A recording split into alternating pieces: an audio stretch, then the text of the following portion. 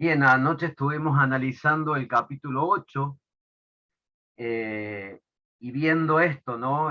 Pablo en el capítulo 7 había explicado el conflicto que tenemos en nuestro interior, esto de la vieja naturaleza, la nueva naturaleza, peleando, ¿no? Estas dos fuerzas, por así llamarlas. Eh, por el nuevo nacimiento nosotros habíamos dicho que recibimos una nueva herencia. Por el nuevo nacimiento recibimos una nueva naturaleza, una nueva ley, la ley del espíritu que irrumpe, que es una fuerza contraria a la antigua, a la ley del pecado, al dominio del pecado, porque pertenecemos a Cristo Jesús. Esta es una realidad. Es una realidad en nosotros los que hemos nacido de nuevo, y los que han nacido de nuevo tenemos el Espíritu Santo en nosotros, somos guiados por el Espíritu Santo, lo habíamos visto, hemos sido justificados, adoptados, hemos sido santificados en el pasado, hoy estamos siendo santificados, madurando, mejorando, para ser santificados totalmente. Esta esperanza gloriosa o la gloria venidera que habla Pablo, como vimos. Y también nos enseña el capítulo 8 que somos más que vencedores, ¿no? Gime la naturaleza, gemimos nosotros y también gime el Espíritu Santo a nuestro favor. Y en esta santidad presente, el Señor entreteje todas las cosas para nuestro bien. Y vimos que ese bien tiene que ver con el carácter de Cristo en nosotros, en parecernos cada vez más a Cristo Jesús. Y finalmente Pablo llega a 3 capítulos, el capítulo 9, el capítulo 10 y el capítulo 11, en donde va a responder a la pregunta: ¿y qué pasa con el antiguo pueblo escogido? Es decir, con el pueblo de Israel. Sin duda, hermanos, que la epístola a los romanos podría terminar acá tranquilamente en el capítulo 8, con estas gloriosas declaraciones, estas enseñanzas doctrinales que encontramos. Pero, sin duda, Pablo, en su corazón y movido por el Espíritu Santo, y en su corazón, se siente, podemos decir, constreñido por el Señor para explicar cómo es que el Evangelio nos llega a nosotros los gentiles. ¿Qué pasa con Israel? ¿Qué va a pasar con Israel? ¿Por qué Israel rechaza al Mesías? Y esto me hace acordar lo que el Señor nos deja en el Evangelio de Juan. A los suyos vino y los suyos no le recibieron. Y ahí Pablo en estos 3 capítulos amplía esa verdad. Acuérdense que en hermenéutica hay un principio que es que la Biblia se interpreta a sí misma. Por eso leemos el contexto inmediato, el contexto mediato, leemos todo el libro, leemos pasajes paralelos para poder entender las verdades y recibir la luz que el Señor tiene. Sin duda que estos 3 capítulos, 9, 10 y 11, hermanos, es una gran palabra de esperanza para el pueblo escogido, digamos, para Israel. Y ya vamos a hablar de esto, ¿no? Es una palabra de esperanza para el nuevo Israel a través de Cristo Jesús. Aquellos que obedecen por la fe al Evangelio, que responden al llamado, ¿no? Y vamos a ir analizando algunas cuestiones. desde el capítulo 9. Dice, verdad digo en Cristo, dice Pablo en el capítulo 9. Ustedes habrán notado, perdón, antes de continuar, en las notas del seminario, ¿alguien puede decirme el número de página?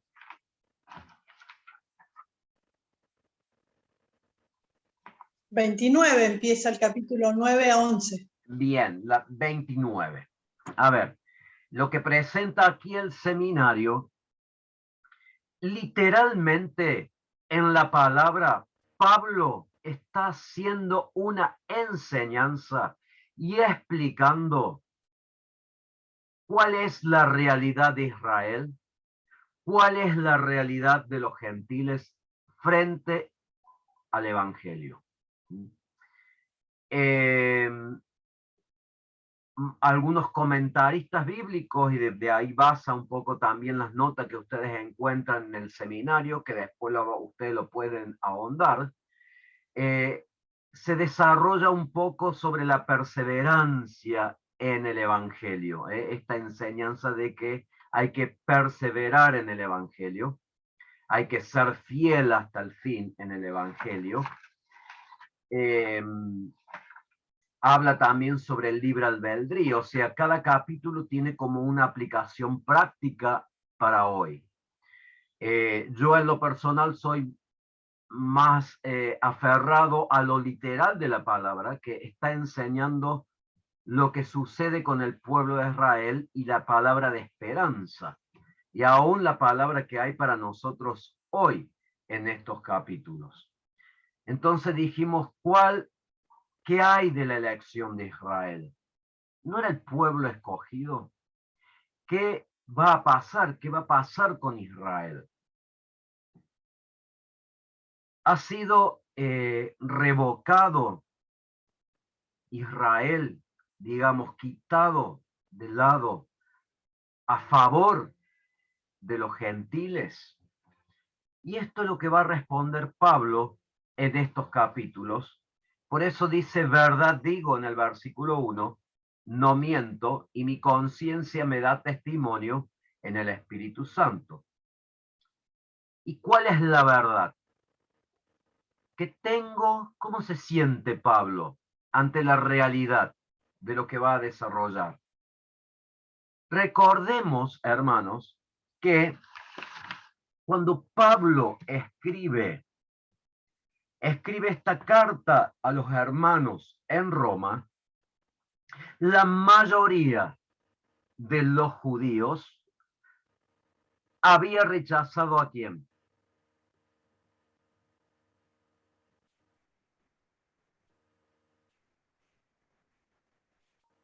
¿A quién había rechazado los judíos? A Cristo. A Cristo, al Mesías, exactamente. Por lo tanto, al rechazar a Cristo y al Mesías, no estaban entendiendo, no estaban viendo el cumplimiento de las promesas, el cumplimiento del plan de salvación diseñado por Dios. Entonces Pablo vuelve a preguntar, ¿qué pasa con Israel? ¿Cuál es el destino de Israel? ¿No son parte del plan de salvación de Dios los judíos?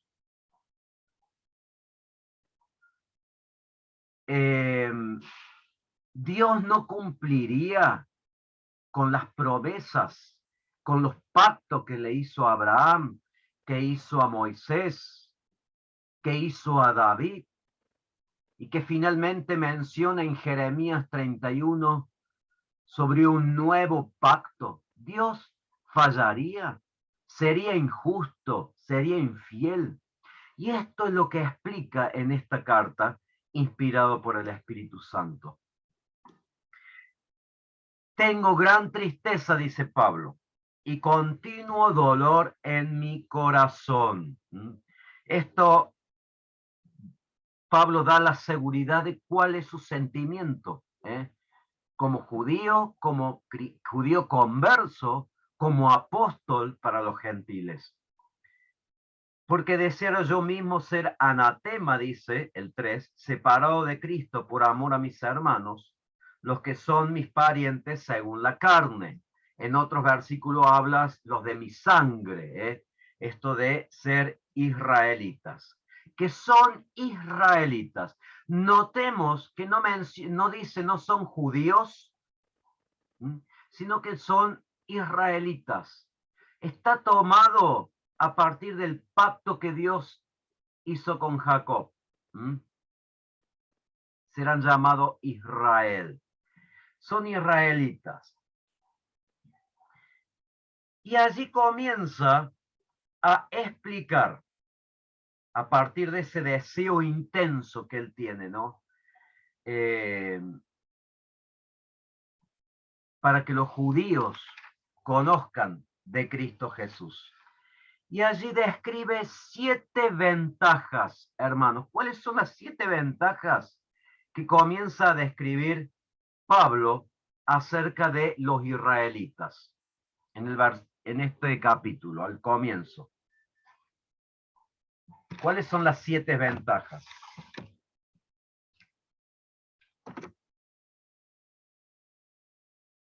Sí, abran el micrófono y vayan diciendo. La adopción, la gloria, esas, Sí. el pacto, la promulgación de la ley, el culto y las promesas. Bien. Son israelitas, de los cuales dice son la adopción. Eran sus hermanos.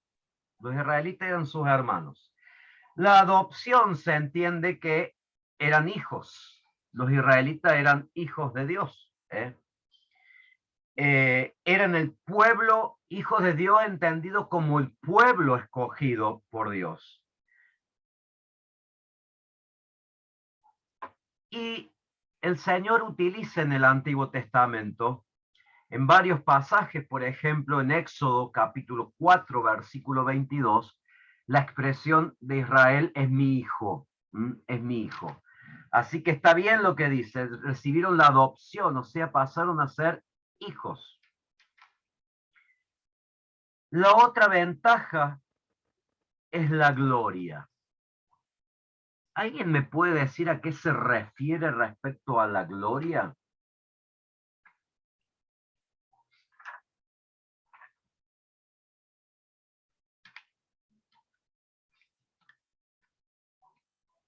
¿Qué se les ocurre? Como si fuera el pueblo preferido, o sea, como si fuera el elegido. No. Eso tiene que ver con la adopción. Cuando habla de la gloria, Hola. hermanos, sí. La gloria entiendo que, o sea, que se refiere a que es el pueblo como que Dios recibía la adoración, el pueblo escogido, digamos, hijo de Dios, pero, no sé qué me saltó acá, pero que es como un pueblo alabado por Dios, algo así puede ser. ¿Podría ser su presencia? ¿Cómo? ¿Su presencia? Ahí está. Esa es la respuesta más acertada. Cuando habla de gloria, usa el término que habrán sentido nombrar Shekinah, la Shekinah de Dios, que tiene que ver con la sensible manifestación de la presencia de Dios. Lo veían en la nube, lo veían a la gloria de Dios en la columna de fuego, veían la manifestación de la gloria de Dios en el arca del pacto, sobre el propiciatorio. Y dice, eso pertenece a los israelitas. Y también el pacto, no solamente la gloria. En realidad, literalmente dice los pactos, porque está en plural en el original, porque justamente Dios hizo pactos, tratos, fueron los tratos de Dios con su pueblo. El pacto en el Edén, vemos el pacto con Noé, vemos el pacto con Abraham, vemos el pacto con David, y como dije recién, y el pacto prometido en Jeremías 31, un nuevo pacto, que es a través de la sangre de Cristo Jesús. Esta es la sangre del nuevo pacto, cada uno de los pactos tenía unas promesas y condiciones específicos, pero pertenecían a Israel. La promulgación de la ley. Bueno, justamente, esto es la dación. Dios da la ley a través de Moisés en el Sinaí. Esto era un gran privilegio que tenía Israel, porque manifestaba el carácter de Dios y ponía orden. Ponía orden. La ley era con el objetivo de guiarnos a Cristo. Pero estaba la promesa que el que cumplía todo sería justificado. Pero la ley es buena, lo vimos el mes pasado, pero nadie puede ser justificado por la ley porque nadie pudo cumplirla, solamente Cristo. Por eso la salvación, la justificación es por fe y no por la ley. Pero la ley era del pueblo de Israel. Después dice el culto, y acá es lo que más, lo que estuvo mencionando Natanael. El pueblo de Israel, recordarán ustedes, fue sacado de Egipto para rendirle culto, para servir a Dios. Y estamos hablando acá, recordando el libro de Levítico, donde se menciona el culto a Dios. Era un pueblo que debía alabar y adorar a Dios. Era algo exclusivo de Israel. Un culto al Dios verdadero. En contraposición, hermanos, con el culto de las naciones paganas a dioses paganos, a ídolos. Después dice allí las promesas, las promesas. Otra de las ventajas que tenía Israel. ¿Cuál era la promesa que tenía Israel? El Mesías. Es lo que aún siguen esperando, el cumplimiento de esa promesa. Ya se cumplió, pero Israel tenía la promesa del Mesías que iba a venir, que establecería su reino, que restauraría a la nación. Estas son las promesas. La primer promesa que entendían era la de Génesis 3:15. Génesis 3:15. Así que Israel tenía las promesas. Pero también tenían los patriarcas, dice el versículo 5, de quiénes son los patriarcas y de los cuales, según la carne, vino Cristo. Vino Cristo. Patriarcas literalmente es padres. Literalmente es padres. Abraham, Isaac, Jacob. Pero el mayor privilegio, hermanos, de Israel es que según la carne, es decir, en cuanto a hombre, procede o vendría Cristo, el Mesías prometido. Jesús era israelita, era judío, ¿no es cierto? Él era el hijo de David. Él es el hijo de David, la raíz de David. Él es el león de Judá.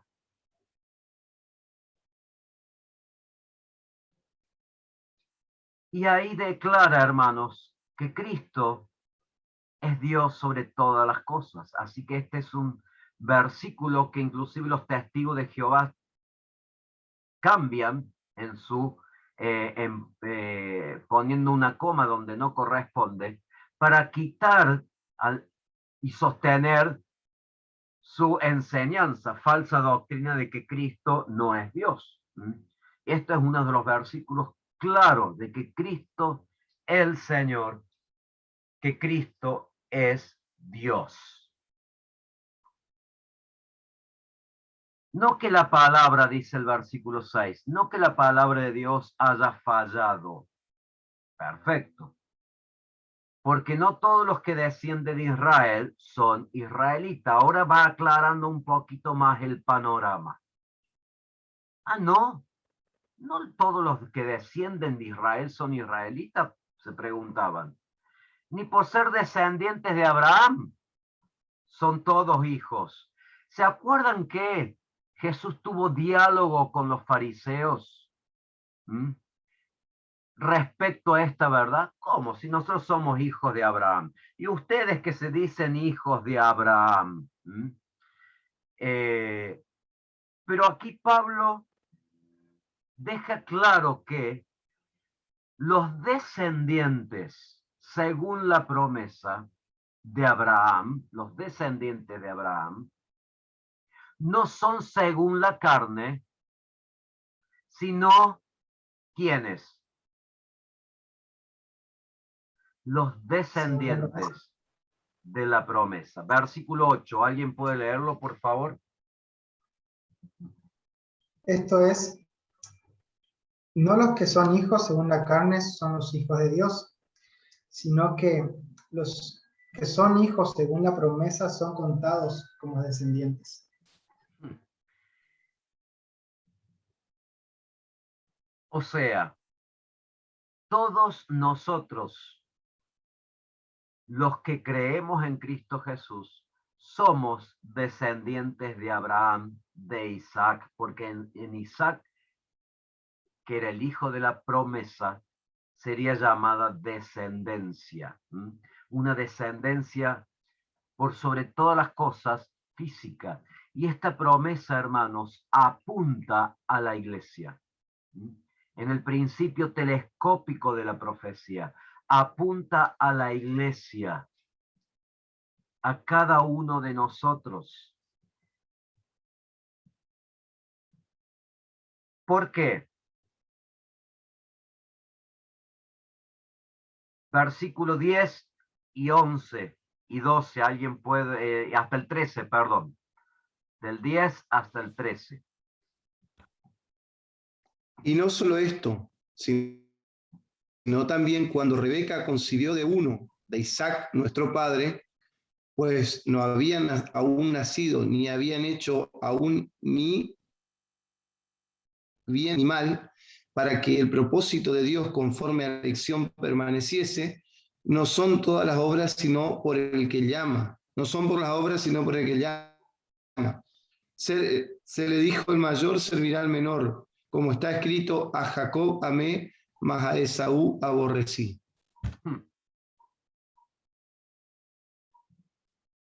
¿Qué dice aquí Pablo? Lo que está afirmando nuevamente es la realidad de la promesa y la elección de Dios. Dios en su soberanía así lo dispuso. Dios eligió a Isaac, el hijo de la promesa, de cual vendría después Cristo, a partir de quien se formaría todos los llamados, la eclesía, donde él sería la cabeza. No son por las obras, es decir, no son por la descendencia en la carne delante de Dios, sino por aquel que llama. Y el que responde al llamado de Dios por la fe se convierte en hijos de Dios, hijos de la fe. Por eso es tan controversial, por ejemplo, y que hace tanto ruido el versículo 13. A Jacob amé, mas a Esaú aborrecí. Porque pensamos que Dios es un Dios de amor, como declara la Biblia. Y en nuestro análisis humano muchas veces olvidamos los otros atributos de Dios. Pero ¿qué para ustedes respecto a su experiencia, la lectura de la palabra? ¿Qué significa este versículo en el marco de lo que estamos aprendiendo y está enseñando el apóstol a los romanos? a Jacob amé, más a Esaú aborrecí. Escogió a Jacob en vez de Saúl. Bien. Escogió a Jacob en vez de Esaú. ¿Qué otro comentario pueden hacer? Yo no entiendo por qué termina con eso. El mayor o sea, vine hablando de que, porque la palabra de la promesa, con el tiempo vendré y será tu hijo. Y no solo esto, sino también cuando Rebeca concibió de uno de Isaac, nuestro padre, vine hablando de eso y de repente y se le dijo, el mayor servirá al menor, como está escrito, a Jacob amé, más Esaú. O sea, ¿por qué pone eso al final? No lo entiendo. Porque Él justamente... escudriña nuestros corazones. ¿Cómo? Él escudriña nuestros corazones, él ya sabía cómo era Saúl de antes de que naciera. Por eso lo escogió. Bien, pues sí.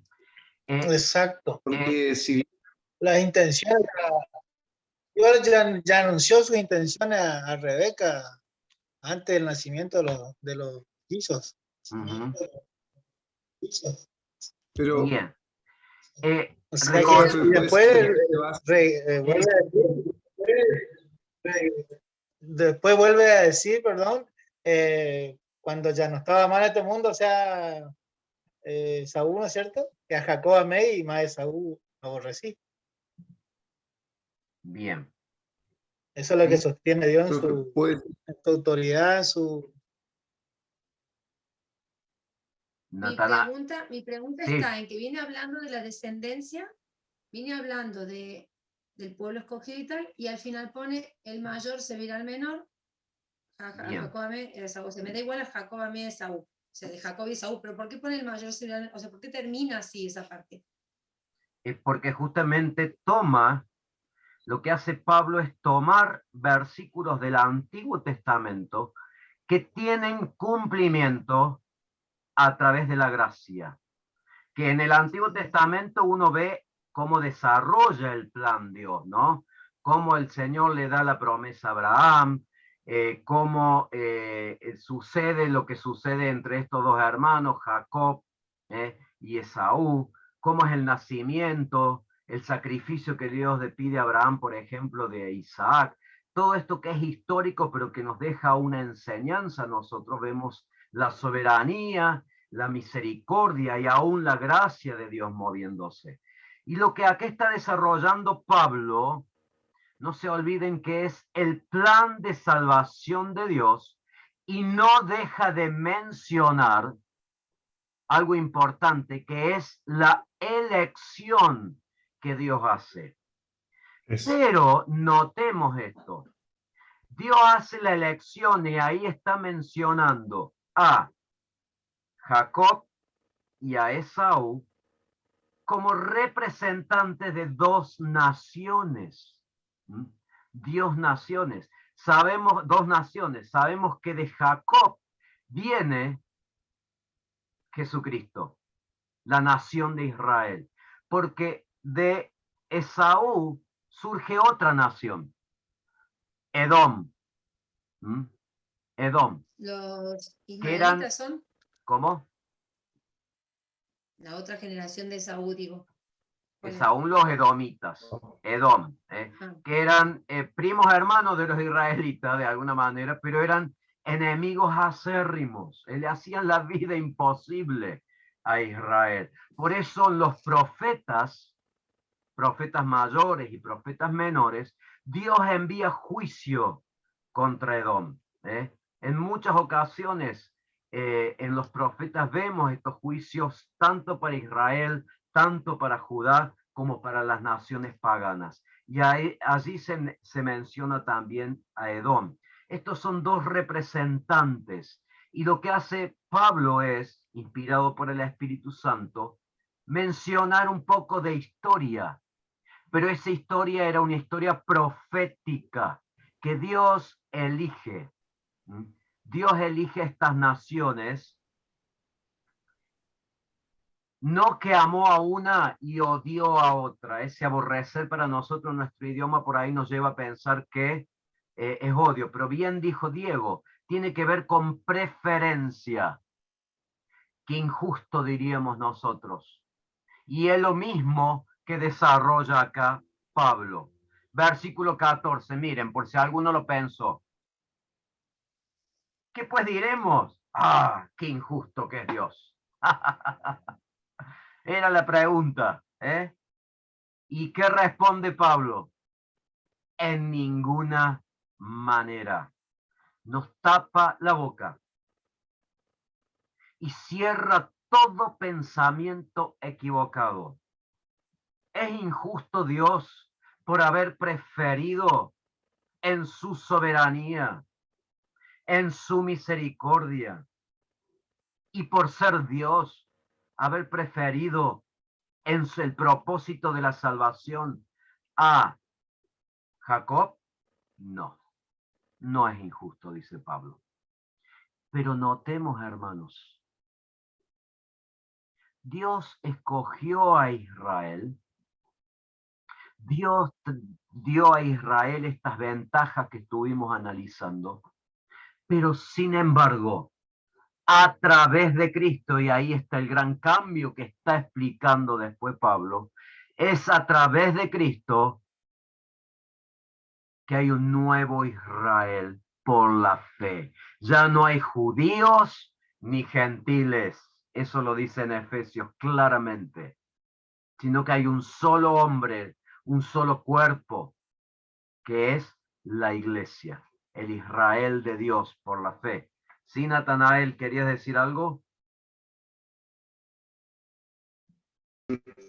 Y lo que me quedé pensando es que también puede ser que a Jacob amé y a Esaú aborrecí por el hecho de la actitud que tuvieron cada uno frente a algo tan especial como la primogenitura. O sea, Jacob, que por la palabra de él ya dice que era suplantador, el significado del nombre, él era como que si siempre deseó, siempre buscó, siempre dio como una importancia grande en su vida a esa primogenitura. Es más, llega el momento que él consigue la oportunidad de comprarle a Esaú.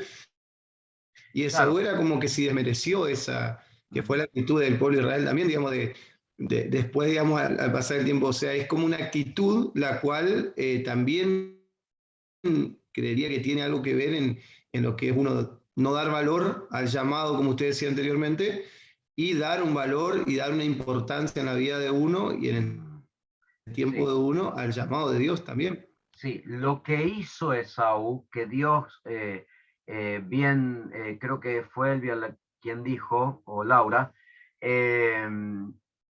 Dios conoce los corazones, Dios ve el tiempo en su soberanía, en línea recta, nosotros no sabemos, pero lo que hizo Esaú fue menospreciar, fue menospreciar.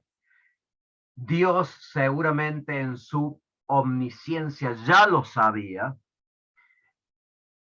No obstante, permítame decirlo como ejemplo, si Dios no hubiera sabido esto, si se le hubiera escapado, no lo hubiera tenido en cuenta, el corazón de Esaú no estaba inclinado hacia Dios. Lo mismo vemos en el caso de Caín. Vemos esto en la historia. Pero sin embargo, Dios dice claramente, él prefirió, no es que odió, sino que prefirió a Esaú en segundo lugar. Iba a tratar con Esaú, con la nación, los edomitas. Hermanos, hoy el evangelio llega a israelitas y a edomitas. Así que no nos hagamos tanto rollo. El evangelio es para todos. La oferta es para todos. Pero lo que trata acá de explicar, acuérdense que en Roma evidentemente las congregaciones eran mixtas, aunque la mayoría parece ser que eran gentiles. Pablo explica qué va a pasar, qué pasó con Israel respecto al evangelio. Dios no es injusto por esto, por haber preferido o determinado a darle a partir de Jacob, las promesas, el pacto, la adopción, crear un pueblo escogido, a quien llamaba la niña de mis ojos, a quien llamaba hijo, mi hijo, Israel es mi hijo. Pues el mismo Moisés dice el versículo 15, tendré misericordia del que yo tenga misericordia, y me compadeceré del que yo me compadezca. Y está en el marco de la elección de Dios hacia Israel. Esto nos muestra un atributo de Dios cuando leemos estos versículos. La soberanía de Dios, para que lo anoten. Y en las notas ustedes lo tienen. La soberanía de Dios. Entonces allí mucho se discute por qué algunos se salvan y otros no. Son elegidos porque algunos responden al llamado de Dios para salvación y otros no. En una campaña evangelística la misma noche escuchan el mismo mensaje y sin embargo no hay la misma respuesta. Algunos intérpretes y comentaristas toman aquí el tema de la predestinación, que algunos son predestinados para vida eterna y otros para condenación eterna. No es el tema que vamos a tratar y ver exhaustivamente ahora. Pero es claro el versículo 15, lo que ya decía Moisés en Éxodo 33, hermanos. Él tenía en claro que Dios era el dueño de la misericordia y tendría misericordia de que él quisiera y se compadecería del que él se compadezca. ¿Es por eso Dios injusto? Pablo, que era israelita, Hebreos de Hebreos, nos dice Filipenses 3:5, dice de ninguna manera, porque Dios es soberano. Dios es soberano. Así que no depende del que quiera ni del que corre, sino de Dios que tiene misericordia. Y pone el famoso ejemplo, también otra vez, ejemplos del Antiguo Testamento, del faraón.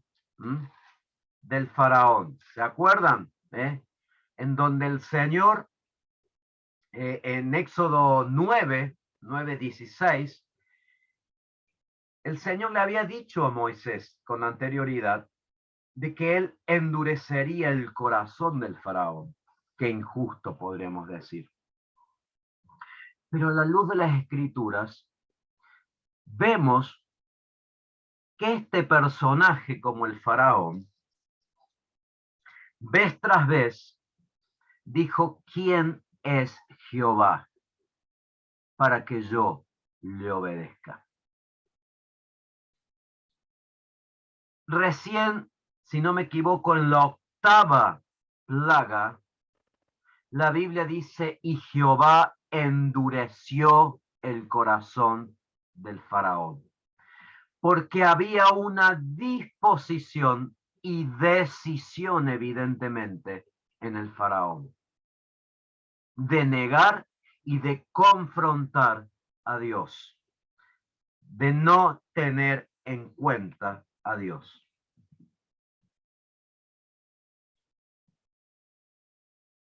El versículo 19.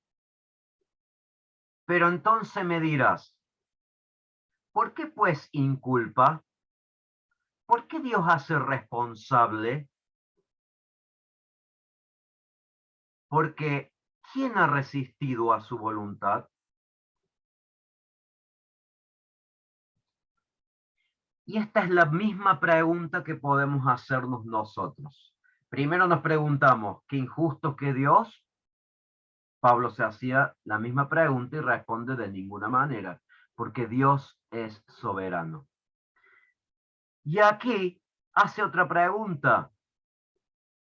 Entonces, si él endurece el corazón, digamos, si él tiene misericordia del que desea tener y a otros no, ¿por qué entonces hace responsable del que no tiene misericordia? Bien, escucho sus respuestas, porque creo que esto estaba en una de las preguntas que debían responder. ¿Por qué Dios inculpa?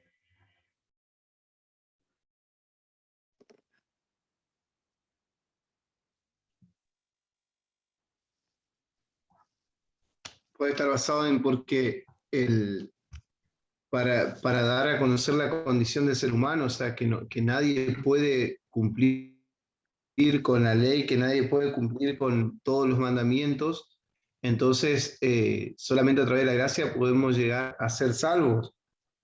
La relación, o sea, con lo que vas ahí en donde dicen el 3:10 que no hay justo ni uno y demás, y esa es la pregunta que tenía relación, ¿o no? Claro.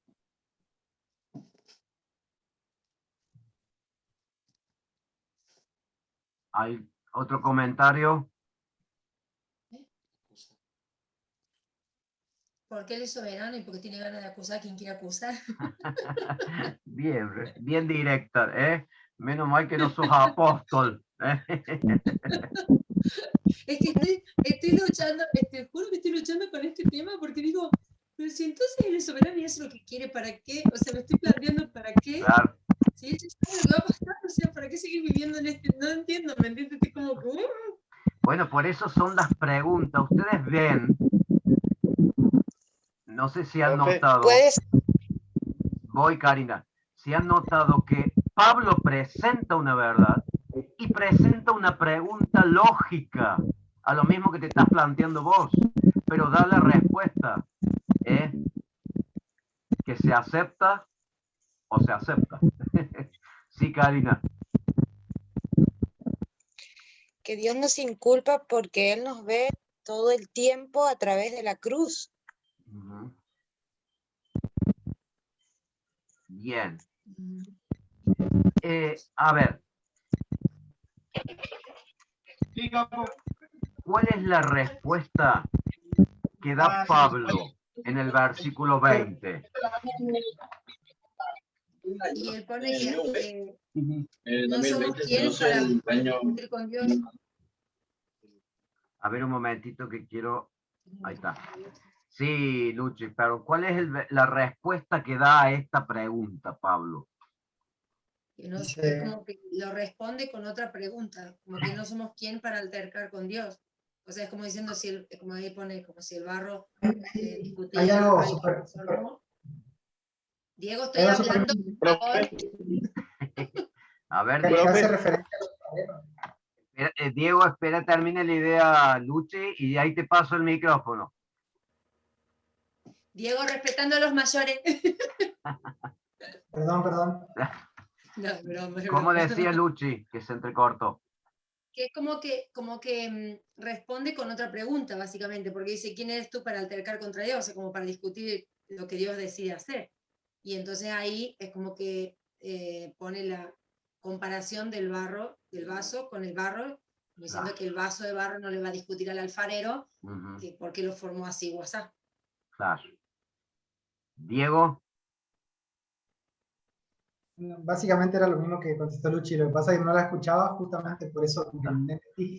Bien. Yo creo que, como venimos diciendo todos, digamos, Dios es un Dios soberano y Él hace como Él quiere, o sea, literalmente es así, digamos, porque si el alfarero, como dice acá Pablo, o sea, le da forma al vaso, es porque, incluso, no me acuerdo en qué, ahí justo en el 21 dice, de la misma masa puede ser un vaso de honra y otro para deshonra, digamos, o sea, eso conforme al alfarero, es lo mismo que si yo soy un carpintero, de la misma madera puedo hacer una mesa y la otra una silla, de lo mismo puedo hacer un cuadro y del otro lado una palita para revolver el guiso, por ejemplo, no sé, es lo que se me ocurre. Sí.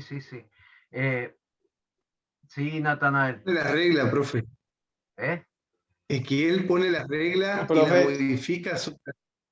Claro. Porque él es el creador y el que hace lo que quiere con nosotros, o sea, no somos quien para levantar un dedo siquiera contra una determinación de Dios, porque Él nos formó, Él nos hizo, y Él hace de nosotros lo que Él quiere, es nuestro creador. Inclusive en algunas situaciones viene estos días, escuché la reflexión de muchos años atrás, cuando recién había pocos automóviles, a uno de los acaudalados que compró un auto, se le queda el auto en la ruta. Y bueno, vinieron mecánicos entendidos ahí del pueblito donde él estaba y le dicen, querían hacer andar y no pudieron hacer andar hasta que llega uno, se baja un auto, va y dice, permiso, ¿me permite tocar? Mueve unos cablecitos, arranca y le dice, yo soy Henry Ford, soy el que fabrico este auto, por eso sé cualquier desperfecto que pueda tener. O sea, él nos puede modificar a su imagen, a lo que él quiera. Esa es la realidad. En nosotros no cuestionar lo que él determina en nuestras vidas. Claro, Bien. por el propósito y soberanía de Dios, ¿verdad, profe? Sí. ¿Quién le va a cuestionar eso a él? Exactamente. Miren, ya había respondido. Creo yo que... Sí. Creo yo, o sea que en realidad lo que Dios, lo que endurece el corazón del faraón son las obras de Dios, el poder, la soberanía de Dios. Creo yo que Dios directamente no endurece su corazón, sino que el corazón se endurece del hombre por lo que Dios hace, por lo que Dios es. Y por eso, como que la culpa queda en nosotros, porque nosotros somos los que endurecemos nuestro corazón voluntariamente. Sí. En realidad, lo que dice el contexto es que Dios soberano ejerce misericordia sobre algunos y sobre otros no. Pues está hablando sobre la elección. Entendemos también que hay ejemplos de quienes menosprecian o rechazaron y rechazan, como hizo Israel, al Mesías, o rechazan el plan de salvación, o rechazan el evangelio. ¿Por qué lo rechazan? Porque tienen un corazón de piedra. Jeremías es claro, el nuevo pacto transformaría esos corazones de piedra en corazones dóciles, de carne, sensibles. Es lo que está enseñando aquí el apóstol Pablo. La soberanía de Dios, escoger a unos y escoger a otros. Predestinar a uno, predestinar a otros. Y responde justamente a las preguntas que nosotros nos hacemos desde nuestro corazón, sinceras, de por qué. ¿Es Dios injusto entonces? No, siéntase bien que Dios es justo porque lo salvó a usted, hermano. Si no, ¿dónde estaría? Pablo, volviendo a la pregunta, entonces, ¿por qué hace responsable? Porque Dios puso todos en Romanos 3:23, dice, por cuantos todos pecaron, están destituidos de la gloria de Dios. Dios puso a todos bajo la condición de pecador. Y lo que hace en el versículo 20, más que dar una explicación, el Espíritu hace una llamada al orden. Hace una llamada al orden. ¿Quién eres tú para que alterques con Dios? Dirá el vaso de barro al que lo formó, ¿por qué me has hecho así?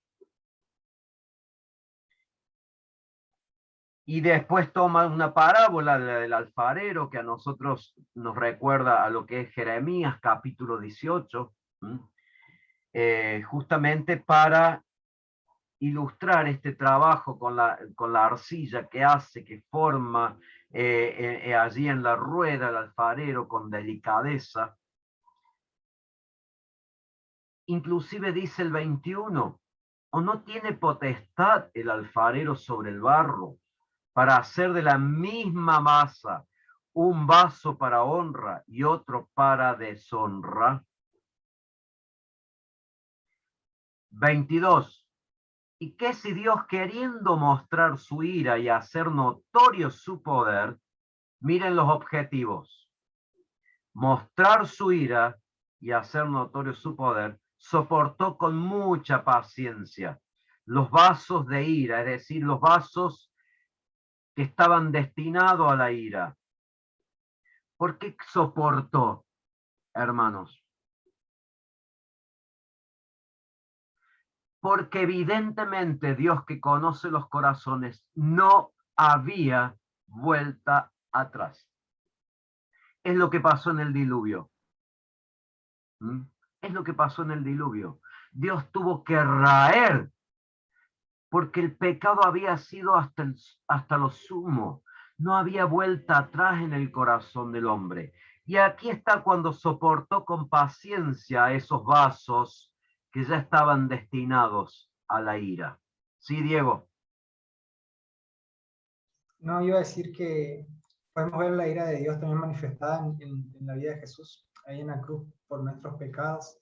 Sí. Cuando él dice, Padre, ¿por qué me has abandonado? Y ahí es donde él cargó esa ira, donde cargó todo lo que quizás nosotros debíamos pagar, como hablamos en Romanos A, esa justificación de que Cristo llevó todo ahí, o sea, Dios descargó su ira contra su propio Hijo, y hoy nosotros, gracias a eso, tenemos esa libertad, esa redención. Como decía, no me salen las palabras, pero no sé si me explico, es esa ira que nosotros merecíamos, la pagó Él, digamos, con su vida, con su sangre. Tal cual. A ver, hay vasos de honra, dice, y hay vasos para deshonra. Dios, queriendo mostrar su ira y hacer notorio su poder, soportó con mucha paciencia los vasos de ira, preparados para la destrucción, y para hacer notorias las riquezas de su gloria, las mostró para con los vasos de misericordia, que Él preparó de antemano para gloria. Antes habías dicho que nos justificó, antes había dicho que nos redimió, que nos glorificó, y ahora está diciendo que también somos barro. Somos barro, barro en manos del alfarero, pero somos vasos de misericordia. La discusión que podemos pensar y pasar horas y horas es, ¿esto es un decreto absoluto? ¿O tiene que ver primero Dios los destinó para ira porque conoce su corazón que no iban a creer? Podemos hacernos un montón de preguntas, pero la palabra es claro. Nosotros no podemos altercar con Dios. Por eso hay tantas diferencias en interpretación teológica, tratando de explicar un montón de cosas que a lo mejor Dios todavía no las ha revelado del todo. ¿Se entiende? Y que tenemos como hijos vasos de misericordia, debemos obedecerlas y creerlas que es así. Dice que a esos vasos en el versículo 24 son vasos de misericordia preparados de antemano, es decir, cada uno de nosotros, a los cuales también ha llamado desde antes de la fundación del mundo. Pablo en Efesios desarrolla esta verdad también. A nosotros, dice Pablo, a nosotros, no solo los judíos, sino también a quienes, a los gentiles, a los gentiles. Es decir, hay judíos y hay gentiles que son vasos de misericordia, llamados, preparados de antemano para gloria. Y esto entendemos para la gloria de Dios y para disfrutar de la gloria, nuestra esperanza, no la gloria venidera. ¿Cuál es nuestra realidad, nuestra misión, digamos, ante esto? Sabiendo que Dios tiene misericordia de quien quiera tener. Escoja o no el hombre, decida o no, conociendo el Señor los corazones. Nuestra responsabilidad es predicar el evangelio. Eso no tenemos duda. No hay lugar a duda. Es nuestra responsabilidad. Porque la gran comisión sigue vigente y es para cada uno de nosotros los discípulos de Cristo. La predicación del evangelio es el medio por el cual Dios ha dispuesto la salvación de la humanidad. Quienes sean vasos de ira o vasos de misericordia, queda en la soberanía de Dios. Nuestra misión es predicar el evangelio. ¿Queda claro esto? Predicar el evangelio. Habrán leído sobre la biografía de William Carey, un gran misionero a la China. Pertenecía a una iglesia tradicional, una denominación tradicional, que creía justamente bien en esto, acertando que Dios escogía a algunos, tenía misericordia de algunos eran vasos de misericordia, otros vasos preparados para la ira. Pero William entendía, Guillermo Carey entendía que Dios lo llamaba a predicar el evangelio. Cuando presentó esta inquietud a los ancianos de su congregación, él le dijo, los ancianos le contestaron, quédese tranquilo, que si Dios ya ha dispuesto quién va a ser salvo y él los va a salvar. Sin su intervención y sin la nuestra. Pero no era lo que el Señor le estaba mostrando a Guillermo Carey. Y él fue misionero a la China. Fue quien tradujo la palabra, parte de la palabra, a los dialectos en China, que llevó el Evangelio de Cristo a China. Sabiendo que Dios lo impulsaba como nos impulsa a nosotros a predicar el evangelio. Por eso dice más adelante en el capítulo 10 algo de esto. Alguien dijo, yo predico el evangelio a todos y confío en él, en el evangelio. ¿Por qué? Porque es la llave que despierta a los que son suyos.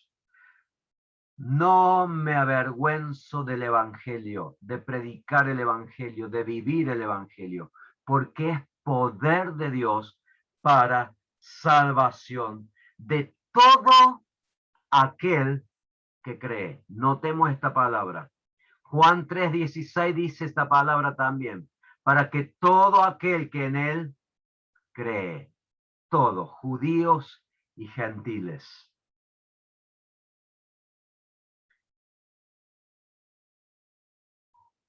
¿Qué pues diremos? Dice el versículo 30, hermanos, del 9.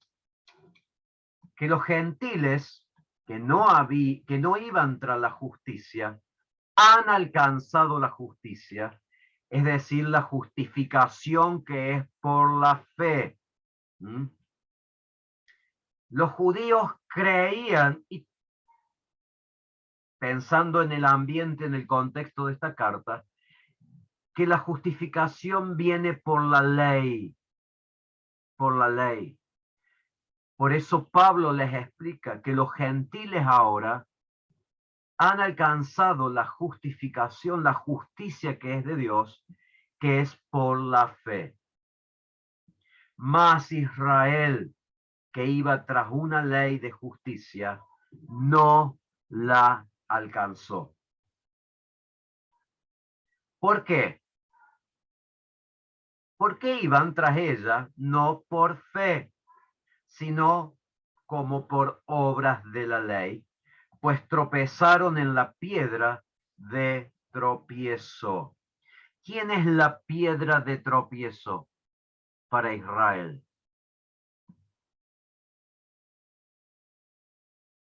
Jesús, en cumplimiento de Isaías 28, hermanos. Cristo es la piedra de tropiezo. Pero ¿saben qué dice? El que tropezare no será avergonzado, no será defraudado. Así que hay una palabra de esperanza y que nos clarifica cómo es el trato de Dios con Israel. ¿Y cómo va a ser el trato de Dios?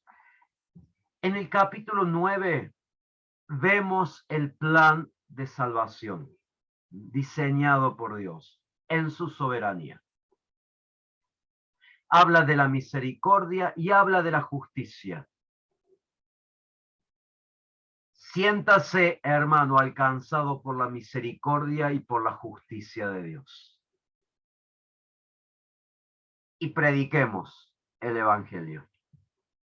Esa es nuestra realidad que desprendemos del capítulo 9. Para llegar al 10 dice, hermanos, miren, hermanos, ciertamente el anhelo de mi corazón y mi oración a Dios por Israel empieza de alguna manera con el mismo concepto que en el 9, donde manifiesta su tristeza y su pesar por la realidad de Israel. Dice que el anhelo y la oración es ¿para qué? Salvación. Salvación.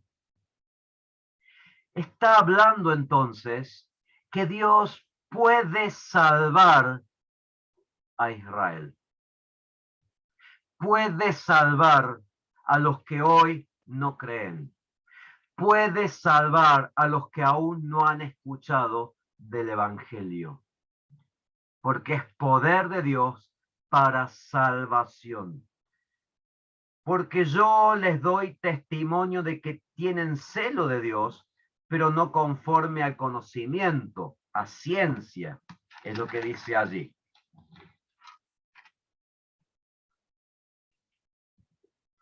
Porque ignorando la justicia de Dios y procurando establecer la suya propia, no se han sujetado a la justicia de Dios. Hermanos, ¿a qué se refiere que Israel no se sujetó a la justicia de Dios?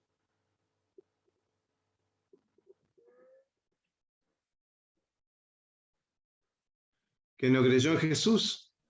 Claro. Cristo fue hecho sabiduría y justicia de Dios para nosotros. Es por medio de la fe que somos justificados. Ellos, como había dicho anteriormente en los versículos 30, querían ser justos delante de Dios, declarados justos por guardar la ley. Y allí dice, ignoraron la justicia y siguieron la ley. No se han sujetado. Y ahí nos da lo que dijo Natanael en el versículo 4 y 5. ¿Puede leerlo alguien?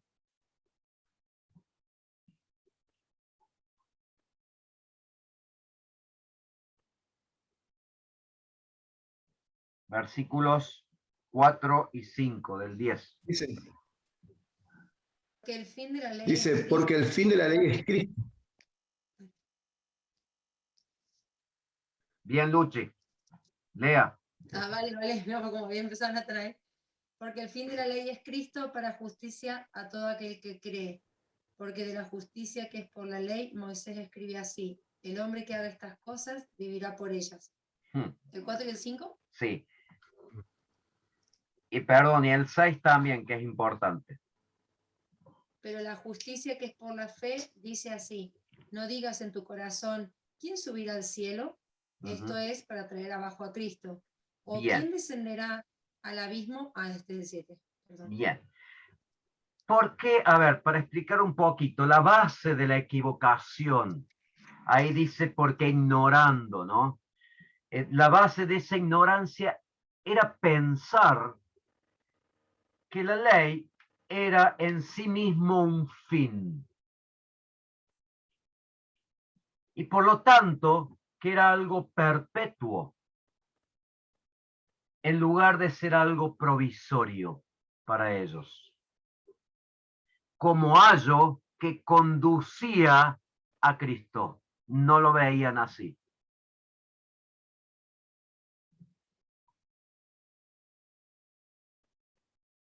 Por eso el fin de la ley es Cristo.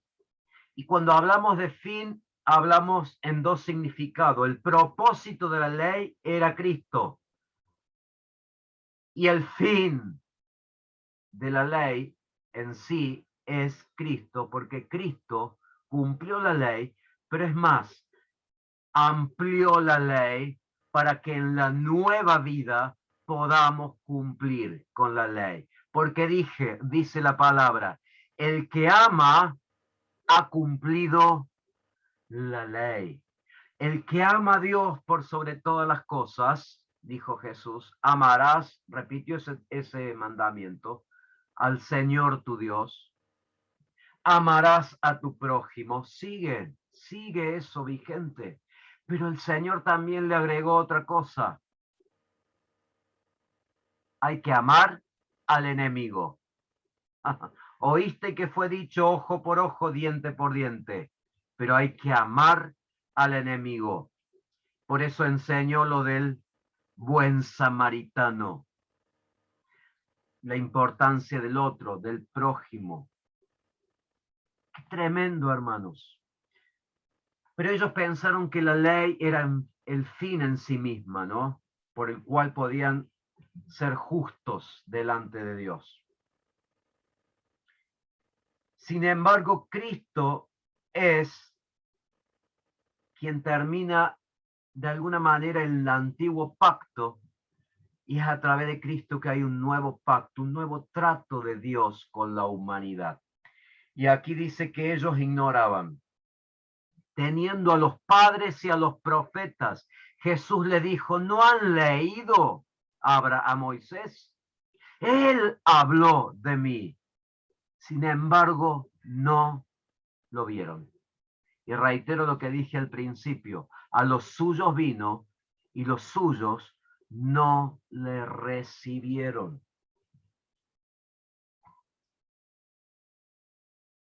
Sin duda que el evangelio como medio de salvación por la fe, como justificación, es superior a la ley, está sobre la ley. Esto nos dice Gálatas 3:12, hermanos.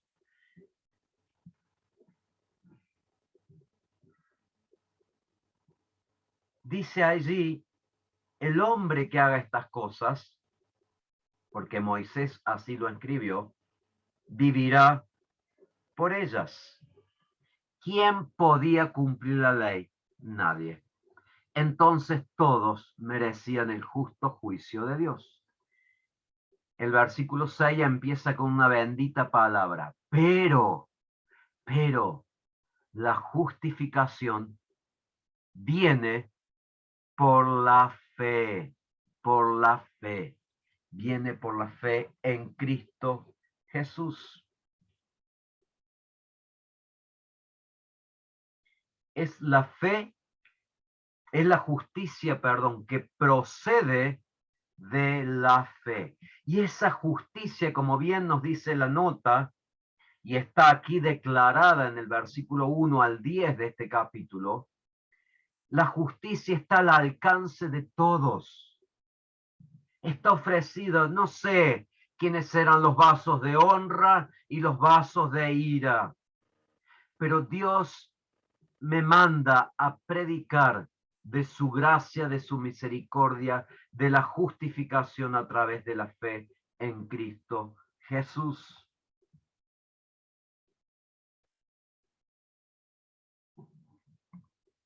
¿Vamos bien hasta ahí?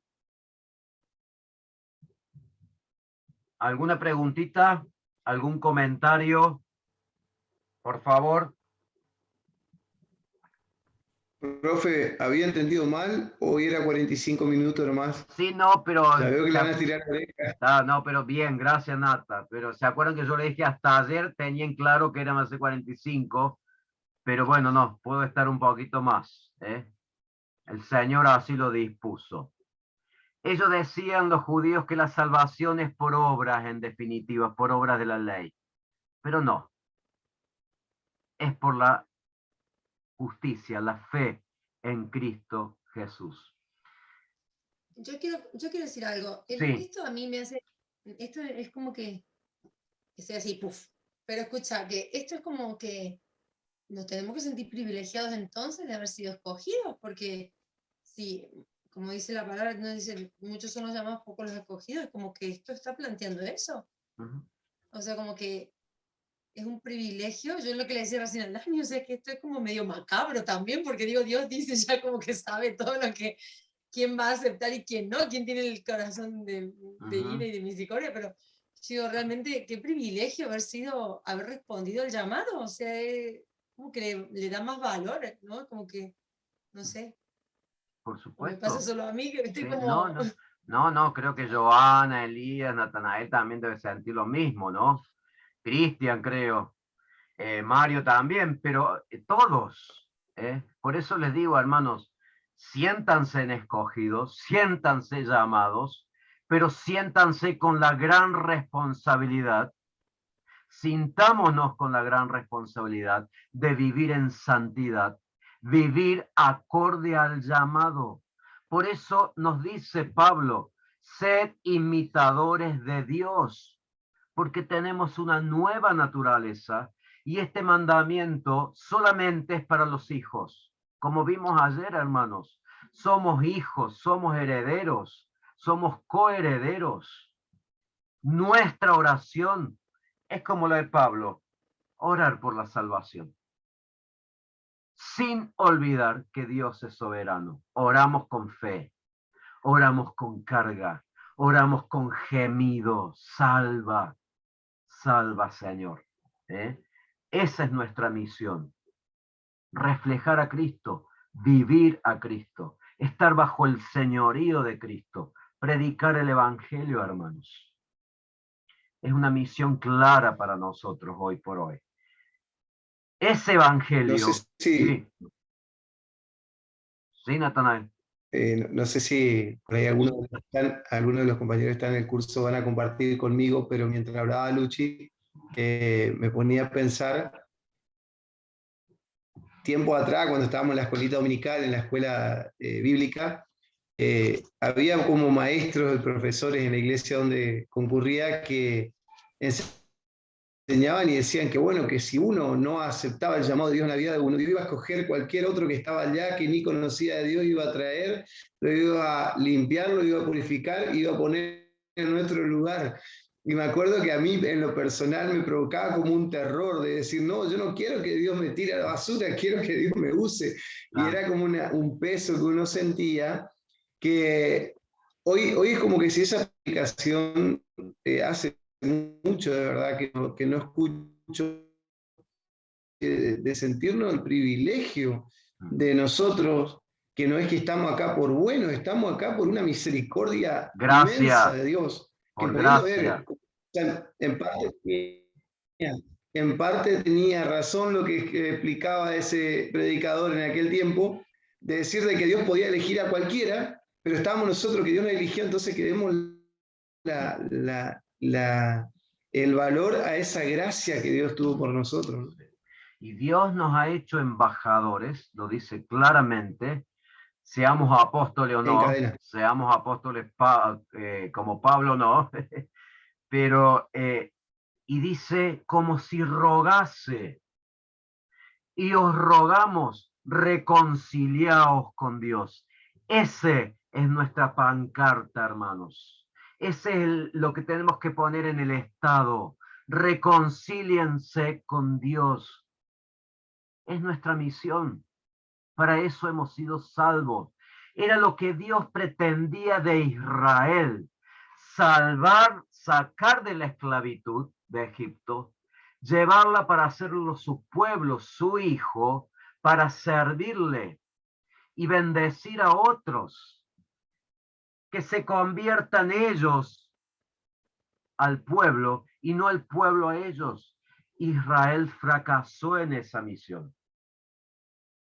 Hoy nos es encomendado a nosotros la iglesia, el Israel de Dios, por la fe de llevar el evangelio, que la salvación no es por obra, sino por la fe en Cristo Jesús. El evangelio, hermanos, vamos a seguir adelante, dice el versículo 8, ¿alguien puede leer del 8 hasta el 12, hasta el 13, perdón, del 8 al 13? Más, ¿qué dice? Cerca de ti está la palabra, en tu boca y en tu corazón. Esta es la palabra de fe que predicamos, que si confesares con tu boca que Jesús es el Señor y creyeres en tu corazón que Dios le levantó de los muertos, serás salvo. Porque con el corazón se cree para justicia, pero con la boca se confiesa para salvación. Pues la Escritura dice, todo aquel que en él creyere no será avergonzado, porque no hay diferencia entre judío y griego, pues él mismo, que es Señor de todos, es rico para con todos los que le invocan, porque todo aquel que invocar el nombre del Señor será salvo. Amén. En el versículo 5, como dijimos recién, Pablo declara, dice, acá está la norma de justicia, la ley. Vamos a hacer de cuenta que Dios habla al pueblo. Aquí está la norma justicia que requiero para poder declararles justos, para que escapen de las consecuencias del pecado y del tormento eterno, de la ira venidera. Tienen que cumplirla al pie de la letra. Pero fue imposible. Por eso vino Cristo cuando fue el cumplimiento del tiempo.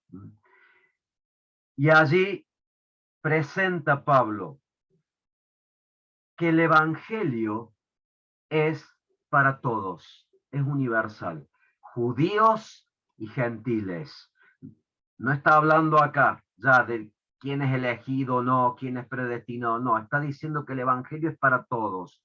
El otro tema no nos compete a nosotros. ¿Usted es elegido? Vaya mañana a la esquina de la plaza de la ciudad donde está o del pueblo y pregúntele a la gente si es elegido por Dios. No, no nos compete eso. Si nos paramos en la plaza, en la esquina, y le decimos que Dios le ama, que tiene que arrepentirse de sus pecados, creer en Jesucristo para ser salvos. Eso es lo que nos compete a nosotros. Más, ¿qué dices? Dice, cerca de ti está la palabra. Cuando dice la palabra se referencia a la palabra de fe. La palabra de fe. En tu boca y en tu corazón. Y esta es la palabra de fe. Ahí está que predicamos. ¿Cuál es? Que si confesamos con la boca que Jesús es el que, el Kyrios, el Señor. Qué tremendo. Confesar que Jesús es el Señor y creyeres en tu corazón que Dios lo levantó de los muertos, será salvo. Porque con el corazón se cree para justicia, para justificación, pero con la boca se confiesa para salvación. Miren, hay tres cosas importantes que Pablo dice aquí. Tienen que oír, porque está cerca. Cerca de ti está la palabra de fe. Hay que oír, hay que creerla y hay que obedecerla. Cuando dice invocar, implica obediencia. Y miren qué importante. ¿Vieron lo que dice allí? El gran complemento dice que si confesares con tu boca que Jesús es el Salvador, que Jesús es el Mesías, que Jesús es el sanador, no, que Jesús es el Señor. ¡Ah! Porque quiere decir yo le doy toda mi vida, mente, alma, cuerpo, bolsillo, pies, pensamientos, para que Él los gobierne. Todo el dominio legal de nuestras vidas. Exactamente, bien Jorge, todo. Él es el Salvador, Él es el Señor. Hay que oír, creer y obedecerlo. Obedecer. ¿Vieron que entra en juego aquí la confesión? Por eso la gente tiene en lo posible que confesarlo.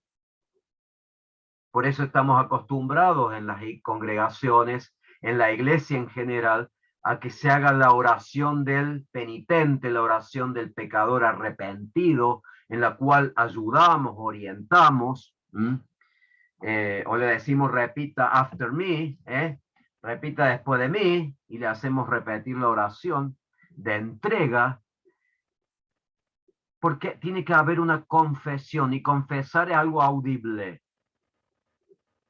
La confesión no es por dentro, es audible. Y hay que creer en el corazón. Qué tremendo. A mí me gusta siempre, después de haber hecho, ya sea niño, adolescente o adultos, un llamado y que han respondido al llamado, volver a preguntarle, ¿qué has hecho? ¿Qué decisión tomaste? ¿A quién reconociste? ¿Qué quiere decir esto? Un pequeño examen. ¿Lo hiciste de corazón? Porque es lo que cuenta acá. Es lo que cuenta. No es un pasito más. Porque con el corazón, dice, se cree para justicia, pero con la boca se confiesa. Pues la Escritura dice, todo aquel que en él creyere no será avergonzado. ¿Alguien puede leer, por favor, Hechos 17? Hechos 17, 30, 31. Entendemos aquí, como bien dice la nota, que la justicia es ofrecida a todos, pero que no todos la reciben, por lo que venimos hablando. Por eso dice a todo aquel que.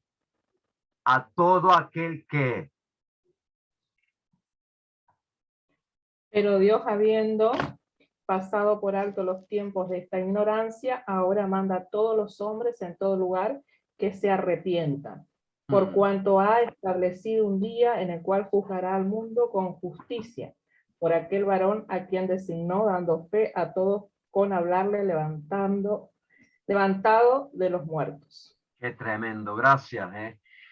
Por eso a este versículo de Hechos 17 lo entretejemos allí, lo inhala y lo cosemos con lo que dice en el 12, porque no hay diferencia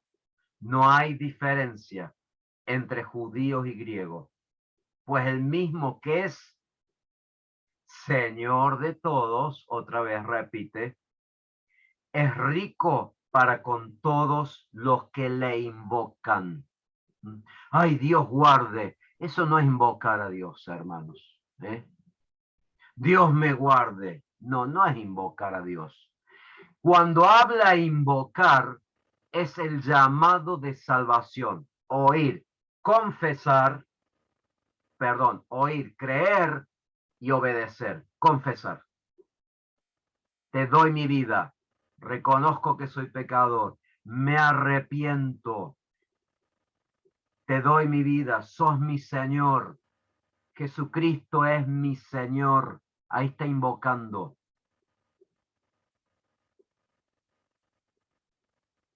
El Señor es rico para con todos, Es mi Salvador. Sí, sí, es Salvador porque Él murió por nosotros. Jesús significa Salvador. Pero no nos quedemos con que Jesús es nuestro Salvador. Pablo enseña que Jesús tiene que ser el Señor en nosotros, el dueño de nuestra vida. Y esto habla de dependencia, ¿eh? La vid y los pámpanos. Amén. La vid y los pámpanos. Todo aquel que invocare, otra vez, porque todo aquel que invocare el nombre del Señor será salvo. ¿Cuánta gente dice, ay Dios mío, por eso es salva? No. Leamos el contexto. Habla de cómo hay que responder al mensaje, a la justicia que es por la fe. Oír el evangelio y responder. Después hace una pregunta. ¿Alguien puede leer del 14 hasta el 17, por favor? Dice así: ¿cómo pues invocarán a aquel en el cual no han creído? ¿Y cómo creerán en aquel de quien no han oído? ¿Y cómo irán sin haber quien les predique? ¿Y cómo predicarán si no fueren enviados? Como está escrito, cuán hermosos son los pies de los que anuncian la paz, de los que anuncian las buenas nuevas. Mas no todos obedecieron al evangelio, pues Isaías dice: Señor, ¿quién ha creído nuestro anuncio? Así que la fe por el oír y el oír por la palabra de Dios. Amén. ¿Cómo invocarán judíos y gentiles? Porque el contexto habla de que no hay diferencia, ¿eh? Él es el mismo Señor, rico para con todos. ¿Cómo invocarán a aquel que no han creído? En el cual no han creído. Primero hay que oír, creer. ¿Y cómo creerán si no han oído la palabra de fe? ¿Y cómo irán sin haber quien les predique? ¿Y cómo predicarán si no fueren enviados? Muchos tomamos esta palabra, por ejemplo, para enseñar sobre un llamado misionero. Si es que hay un llamado misionero. Mi opinión personal. Porque hay una gran comisión que es para todos. Hay una gran comisión que es para todos. Predicar el evangelio. Hermanos que van como misioneros. Perfecto. Y aquí da Pablo justamente la importancia, lo que pone énfasis Pablo, no es en un llamado misionero, hermanos, sino en cumplir con nuestra misión de predicar el evangelio, para que oigan, para que crean y para que invoquen, para que obedezcan al llamado de Dios. Cuán hermosos son los pies.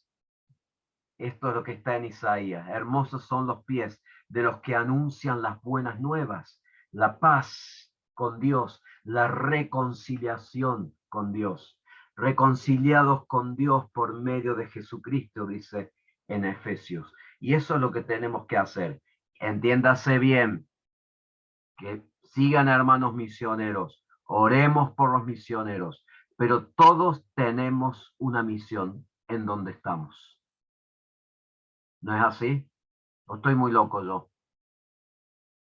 Todos tenemos la gran comisión.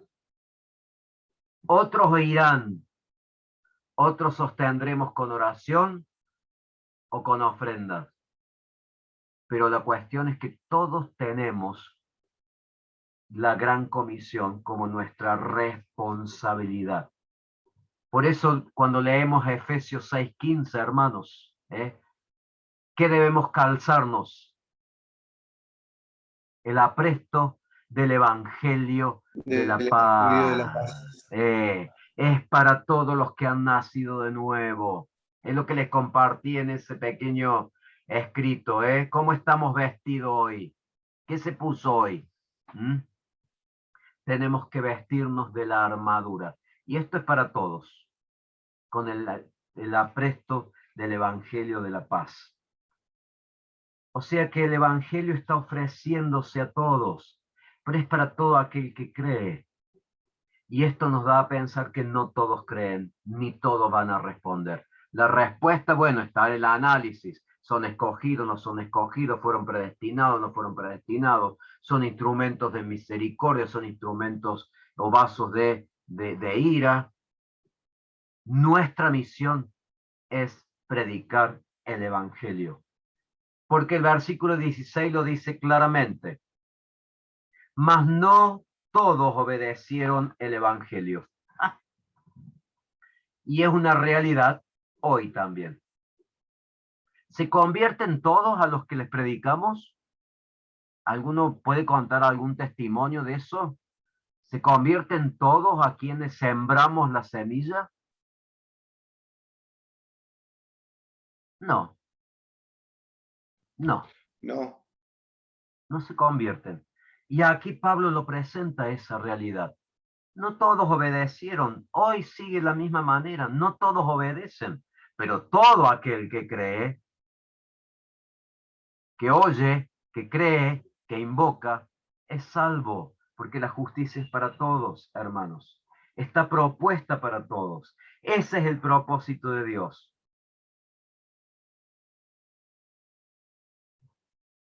Ese es el plan de Dios, que anunciemos las buenas nuevas.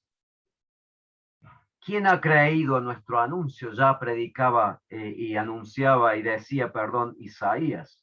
Así que la fe es por el oír y el oír por la palabra de Dios. Somos, como dice Pablo en 2 de Corintios 4:7, somos vasos de barro enviados a predicar el Evangelio. Tenemos un tesoro en nosotros. Tenemos un tesoro en nosotros. Mateo 28, hermanos, sigue vigente para nosotros. 1 de Corintios 1:21, ¿alguien puede leerlo? 1 de Corintios 1:21.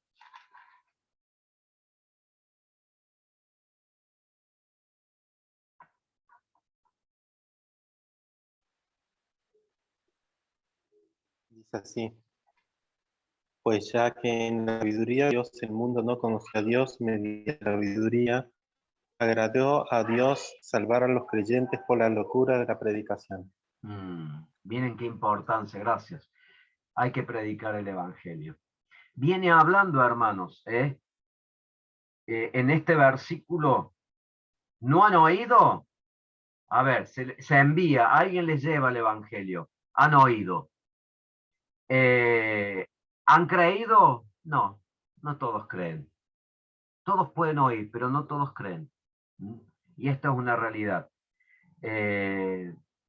Por eso, inclusive en los versículos subsiguientes, habla de un pueblo insensato, habla de un pueblo que provoca ira,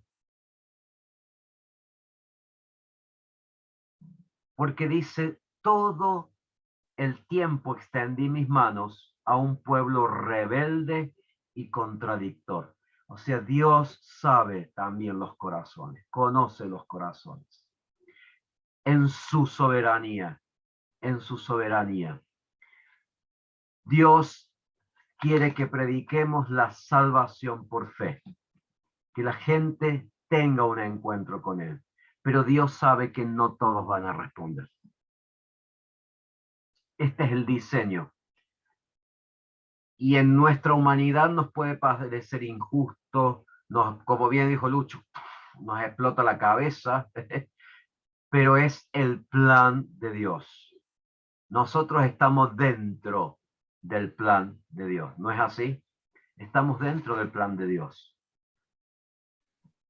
Es tremendo la parte donde dice el profe ahí, yo provocaré a celos con un pueblo que no es pueblo. O sea, que Dios iba a provocar a celo con un pueblo que no era pueblo. O sea, Claro. que iban a haber promesas cumplidas en otros que eran gentiles. Creo que se Exactamente. refiere a esa parte. Sí. Entonces, en el capítulo 9 habla de la soberanía de Dios, la elección de Dios de un Israel. De Israel, ¿qué pasaría? Porque es lo que está tratando de responder. Entonces está explicando, y la explicación que da son preguntas que responde, no tenemos por qué altercar ni discutir con Dios. ¿Quién entenderá la mente del Señor? ¿Se acuerdan? Porque sus caminos, sus pensamientos no son como nuestros pensamientos. Sus caminos no son nuestros caminos. Es la misma verdad en el Antiguo como en el Nuevo Testamento. Porque Él es soberano. Él es infinito. Nosotros somos finitos. No alcanzamos a entender. Y lo que parece injusto de Dios es justo. Es totalmente justo. Y Pablo tiene carga por Israel.